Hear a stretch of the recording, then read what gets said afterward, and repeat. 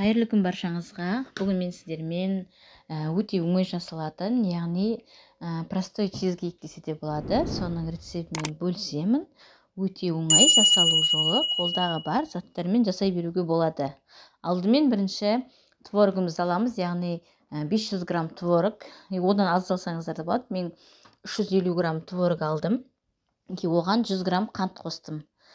Содан кейін қаймақ, яғни дүкеннің қаймағын алып, бұдан да аз қостым, яғни көп емес, 2-3 қасықтай қостым да.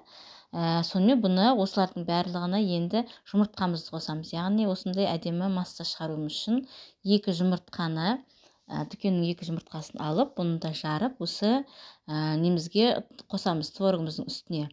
Одан кейін миксерлейміз, яғни жақсылап бұны өте жаңағыдай сұйық болғанша не қыламыз, миксерлейміз деп ғой. Блендердің көмегімен жаңағыдай сұйық масса қылып жасап аламыз осының барлығын.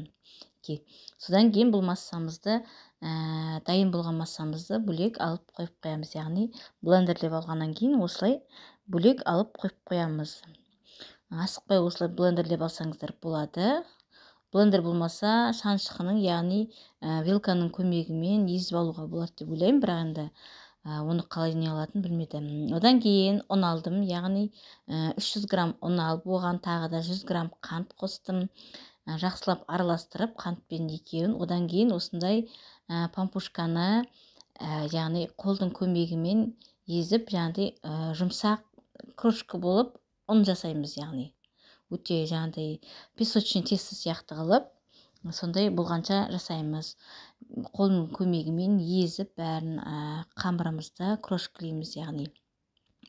Сосын бұған бізге енді 1 қасық қамыр қопсытқыш, яғни разрыхлитель керек. Бұдан 1 қасық саламыз.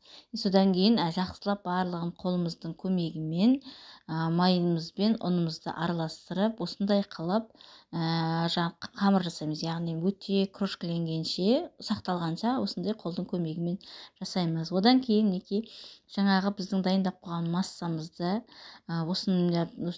қамырымыздың үстіне, песочный қамырымыздың үстіне жаюымыз керек. Ол үшін қатты түбін, яғни мықтылау, қаттылау қылып, басып бірдеңенің көмегімен, яғни мен ыдыстың стаканның көмегімен басып, осылай қатты қылып, қамырын қатты қылдым. Содан кейін барып, жан-жағын азғантай борт қылып жасасаңыздар да болады.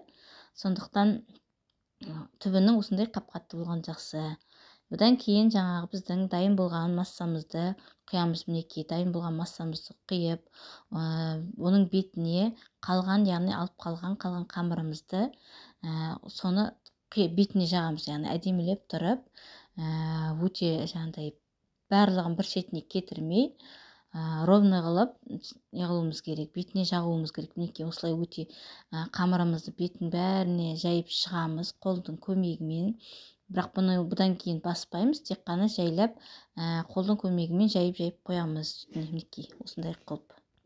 Одан кейін бұны, яғни дайын болған осымызды, қамырымызды енді 180 градуста 50 минуттай газдың астында, яғни пешке пісіріп шығамыз. Дайын болған біздің пирогымыз, яғни қазіргі айтқанда өте оңай простой чизкейк десе де болады.